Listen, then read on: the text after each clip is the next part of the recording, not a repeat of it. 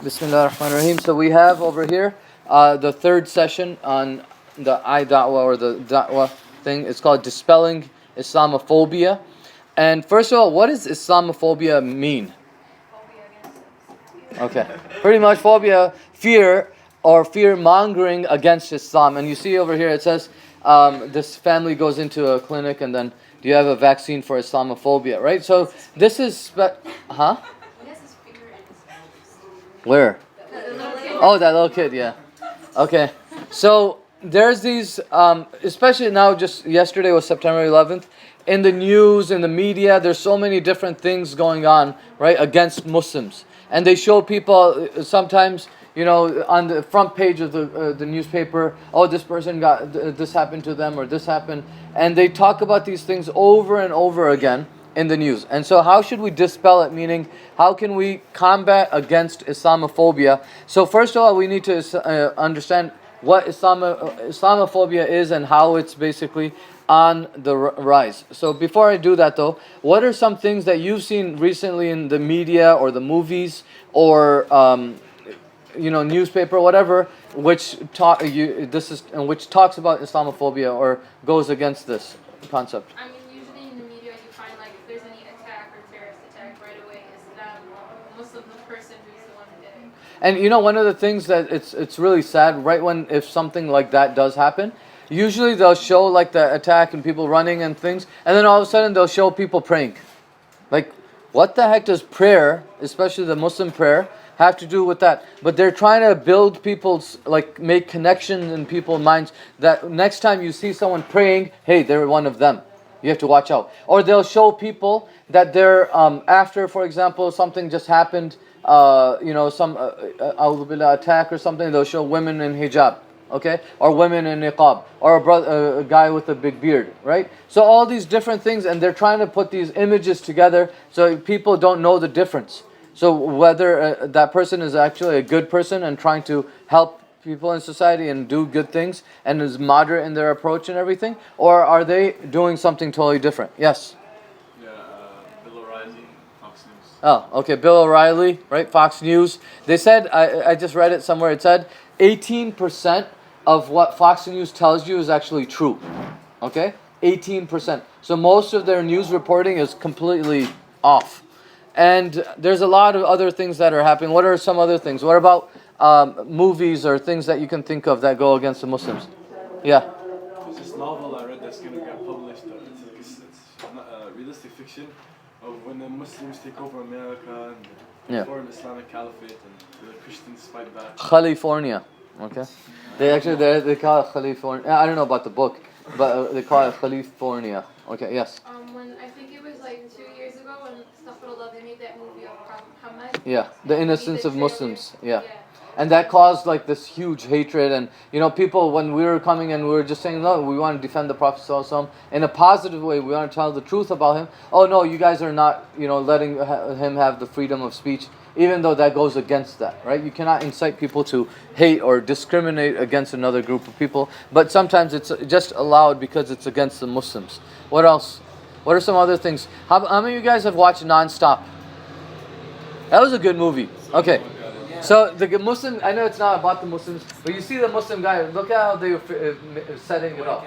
Okay? Everyone started looking at like this guy, he not saved the day, but he was a good person at the end, and he helped the people, and he was a doctor, he was wearing a kufi and a beard, and a stereotypical a'udhu billah terrorist.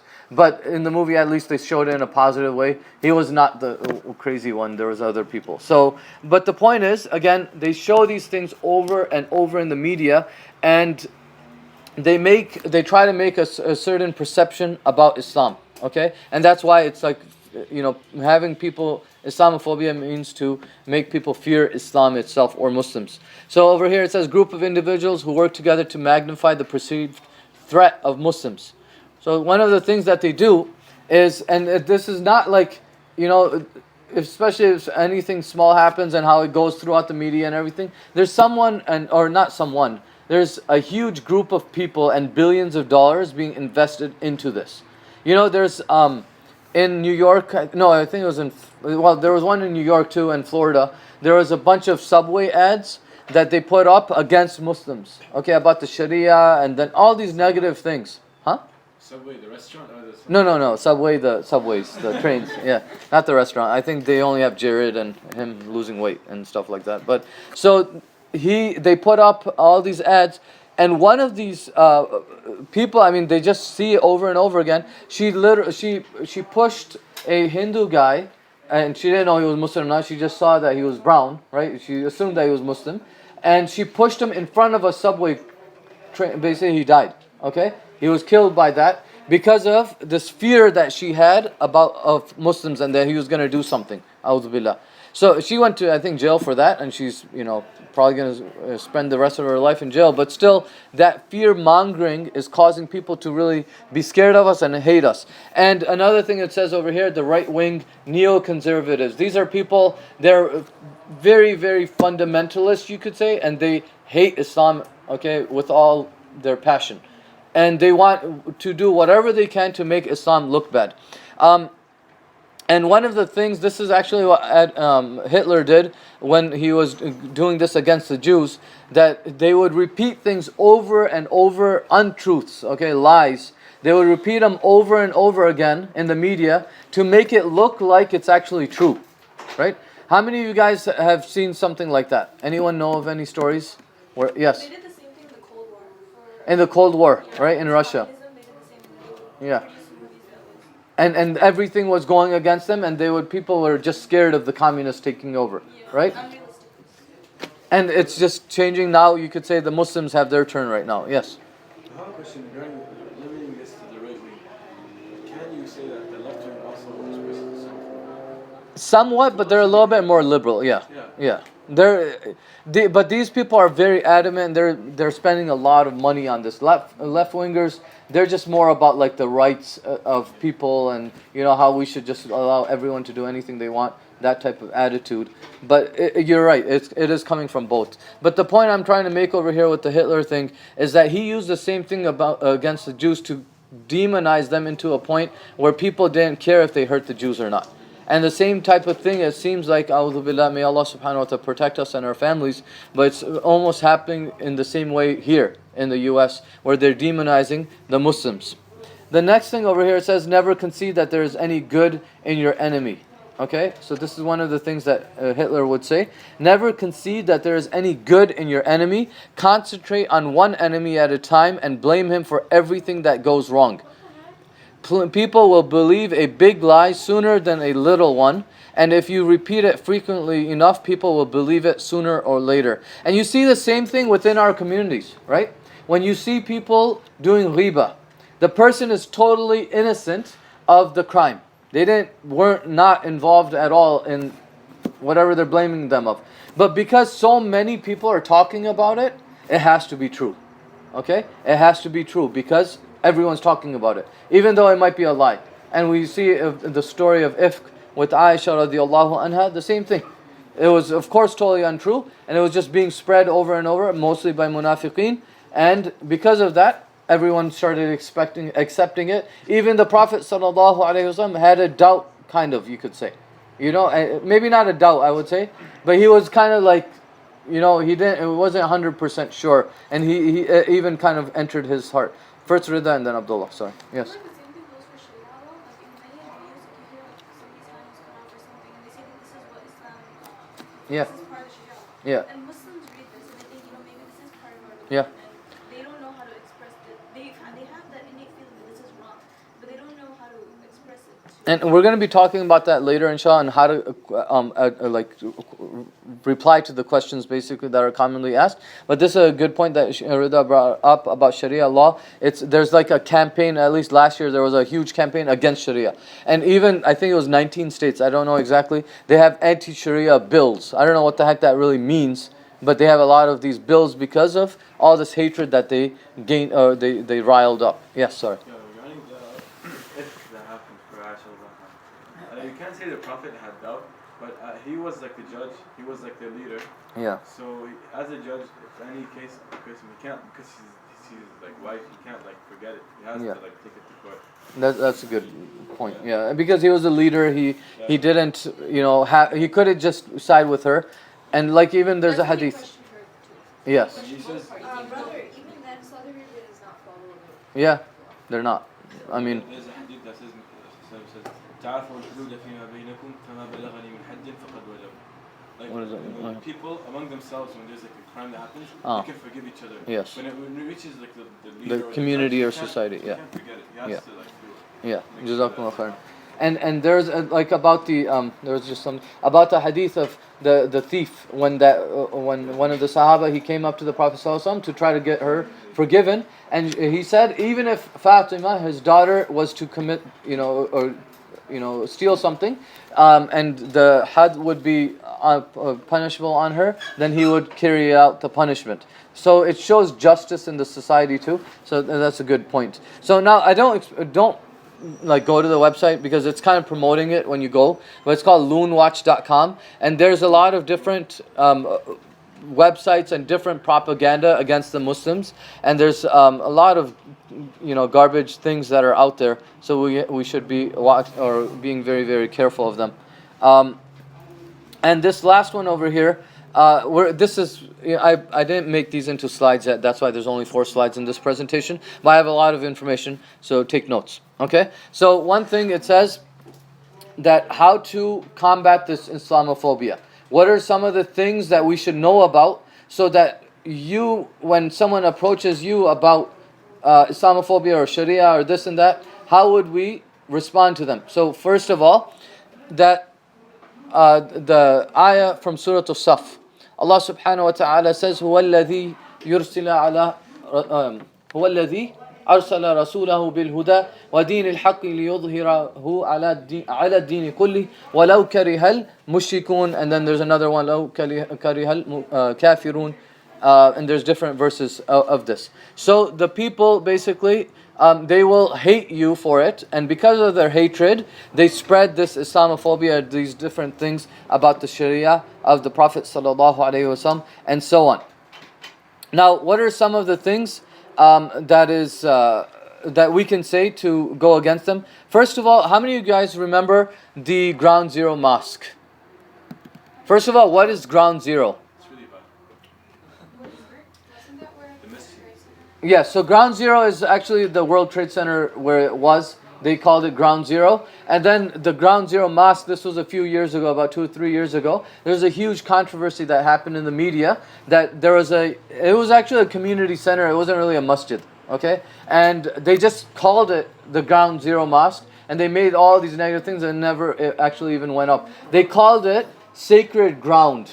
Okay, that this is sacred ground and like Ground Zero where it happened. Well, how can they dare put up a masjid there? Basically, they're blaming, of course, the Muslims because they're the ones who took that down, and so on. So how can they dare put up a masjid there?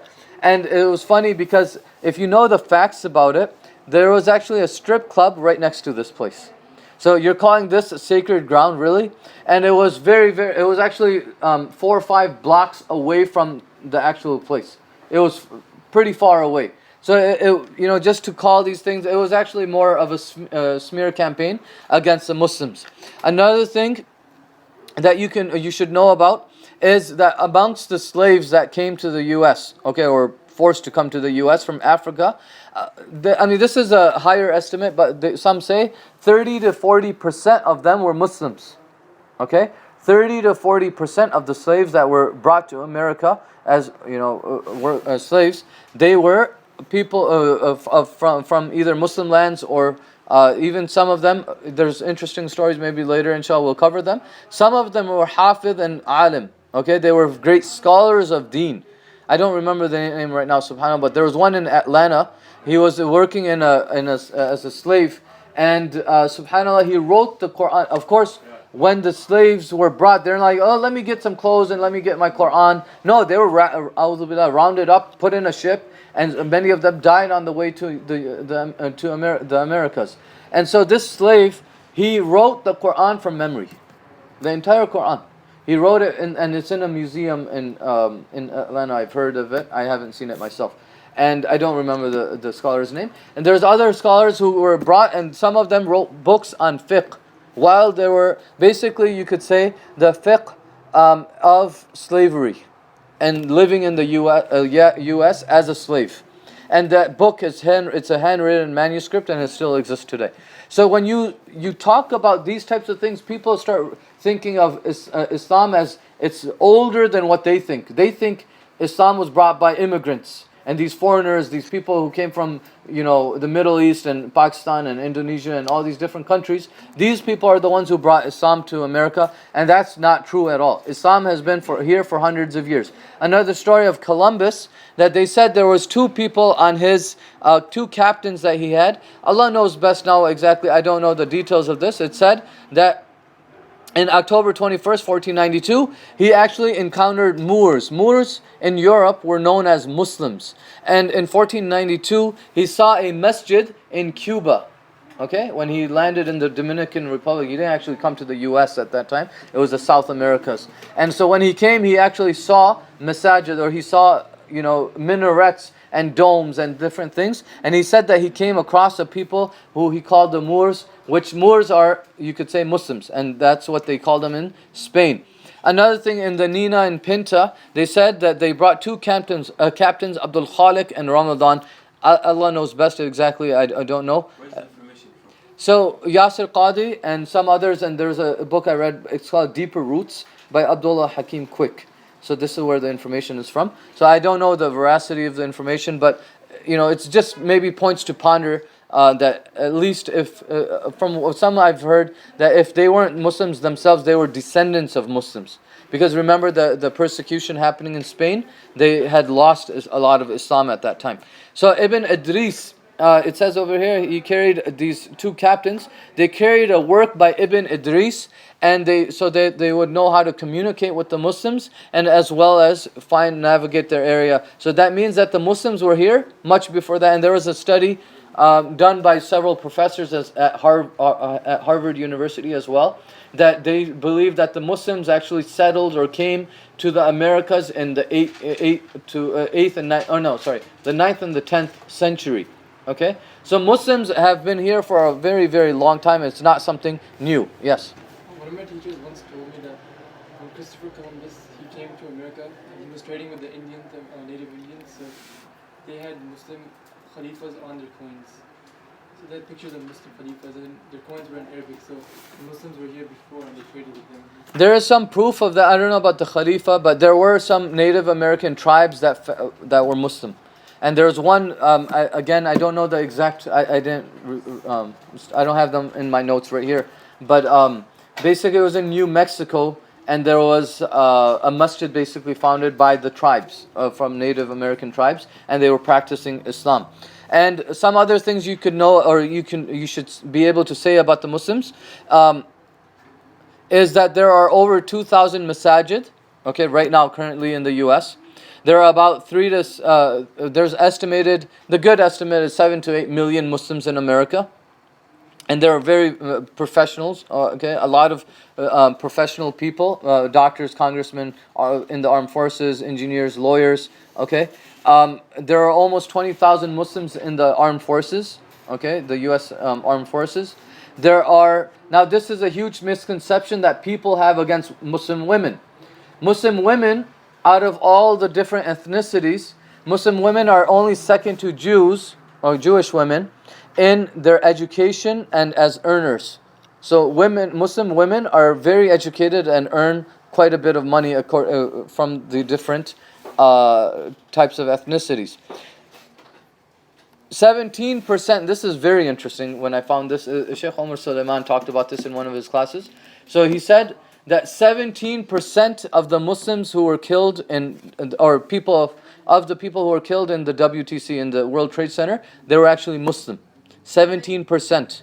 17. So one out of every five, almost 1 out of every 5 people were Muslim.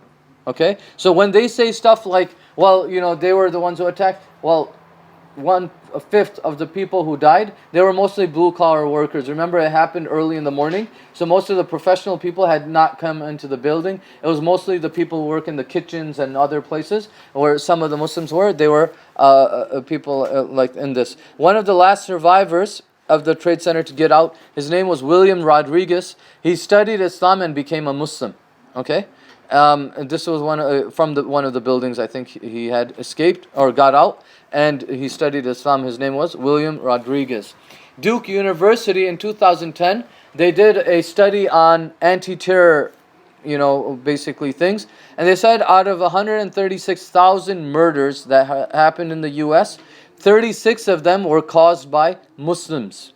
Okay, 36 out of 136,000. That's like less than 1% or 2% or something like that. And not even that.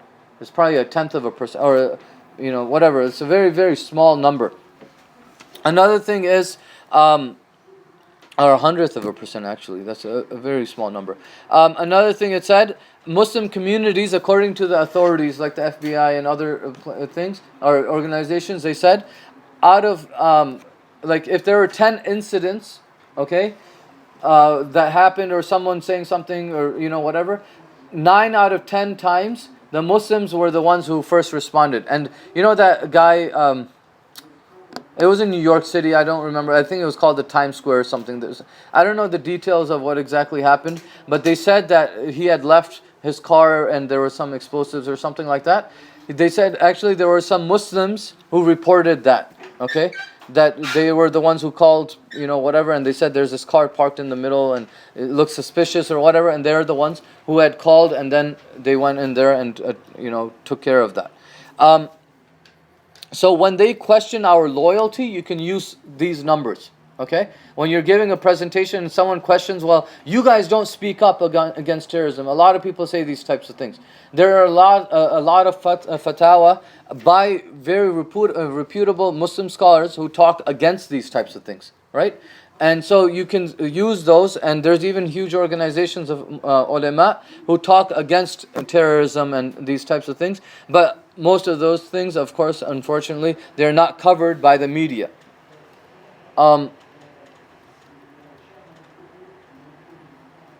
One other thing which is interesting, Keith Ellison, he's one of them. There's only 2 Muslim congressmen, but he's one of them. He's from Minnesota. And Keith Ellison, he said, something pretty important, I thought. He said, people's civil rights shouldn't be a popularity contest. Okay?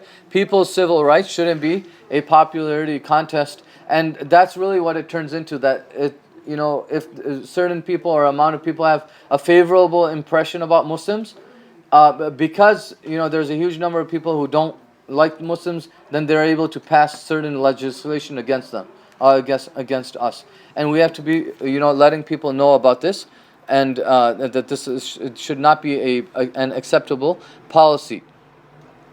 Another thing that we can do is, there was a convert in Louisiana, and this happens in other places as well, but when him and his wife, they were eating at a restaurant, and a little kid walked up to the Muslim lady who was covered, okay? And he says to her, "Oh, Mom, look at Mary." Okay? Because this is one of the things that, if you look at the pictures that they show of Maryam alayhi salatu wasalam, and you see the pictures of Isa alayhi salam as well, if they were alive in our times, they would be the first to be, you could say, profiled.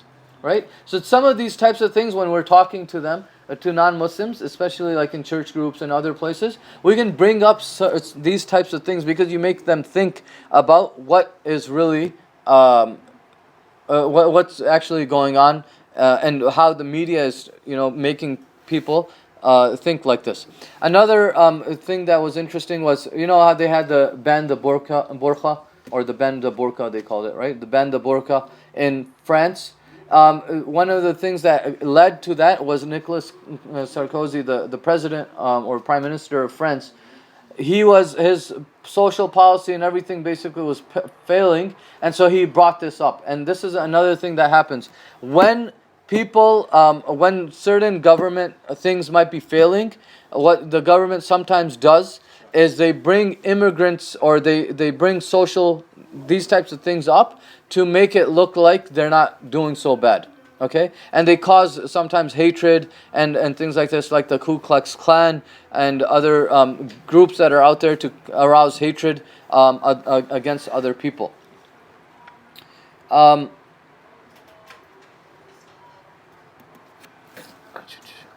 There was a book that was written, it was called Dying to Win. okay, and they analyzed the origin of suicide bombings, okay. Now, a lot of times when you hear about suicide bombings, who's involved? When in the media, who do they always blame? The Muslims, okay? So they actually said, or this book, it's called Dying to Win, it says that it actually came from, most suicide bombings are for political reasons, not religious. And the Hindu separatist group, it's called the Tamil Tigers, they're the ones who are actually using most of this type of thing. And there's a lot of untruths about this itself, but those things are not being told to the public. Another thing that we should think of or know about as Muslims, a lot of these talk shows and radio personalities that are out there, right? Like Pamela Geller, I think, and there's quite a few out there, whatever their names are. But these people, they're usually uneducated. They don't even have college degrees. Okay, they don't do much research for their shows, and there's a lot of bias that they put into their shows. One of the things that Sheikh Omar did, Omar Suleiman, one time he was giving a presentation, and I thought this was a cool way to think about this. But one thing, he was giving a presentation to Christians in a church, and what he did is he quoted the Bible's verses as if they were Quran. Okay, so he took verses of the Bible, and he recited them. He said them in English as if he was saying. He didn't say it was from the Quran. And at the end, everyone's like shocked and was really, really upset because they thought it was from the Quran. And then he said, "Oh, by the way, these are from the Bible," right? And they couldn't believe it. So there's a lot of things that Muslims we can use to talk about the positive things. Another thing. They said, you guys were probably too young to remember this, but when 9/11 happened, one of the things that they kept showing in the news on CNN were Palestinians celebrating.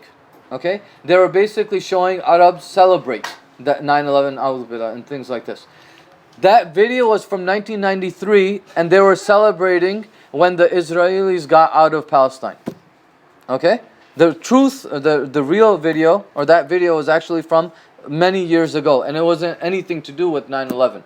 So there's a lot of untruths that are out there being spread to, of course, cause people to hate Islam. Another thing that we should look at is know about some of the positive things that Muslims are doing, because the media doesn't talk about it. In the Astrodome in 2005, when Hurricane Katrina happened, right? There was hundreds of thousands of, or maybe I'm not sure, hundreds of thousands, but many thousands of people were displaced, and from Louisiana, from New Orleans, many of them, thousands of them, had to go to Houston, okay, to find shelter, and they were living in the Astrodome in Houston. Okay, Rida, you're from Houston, right? You're from Houston? Okay, remember the Astrodome? No, it's a huge stadium there, and they play different sports. I think football and mostly in baseball. But the Astrodome, 7,000 evacuees from New Orleans were living in the Astrodome, and Muslims were serving them. Okay, and it was this was, let me see. There were hundreds of hundreds of Muslims working for different organizations, serving people food, helping with bedding, doing different things, helping them at this time of crisis. Right? Nobody was there from the media to cover it. Only Yahoo News. Okay? And there was very, very limited news about this whole thing. So these are some of the things that we can try to bring up to try to make Muslims look good. Right? And as I mentioned before, like the billboards that we put up and different things, we have to be those people who go against a lot of these misconceptions that are being put out against the Muslims, right? We need to show, like I mentioned, I don't know if I mentioned this, but one of the things we put up in Sacramento, when we put up one of the billboards for Why Islam, we had put up a family, a husband. He has a kufi and a beard, and then his wife and two small children. Okay, and it says "We are one of you" or something like that. I don't remember the exact ad what it was, but the point is that they're dehumanizing us. We have to humanize us. We have to show them we're families. We have families. We have loved ones. We work. We try to work hard. We try to do a lot of the good things and the positive things, just like you. Okay, because the media does not show that. So inshallah, these are some of the things that we can do to try to dispel Islamophobia and some of the negative things that are happening, inshallah, within our media and within our Muslim communities. What I'm going to ask you guys to do now is we'll get into groups of about, we'll take any questions first and then get into groups or comments even, and we'll get into groups of about 3 to 4 and discuss what are some other ways we can dispel Islamophobia within the Muslim community.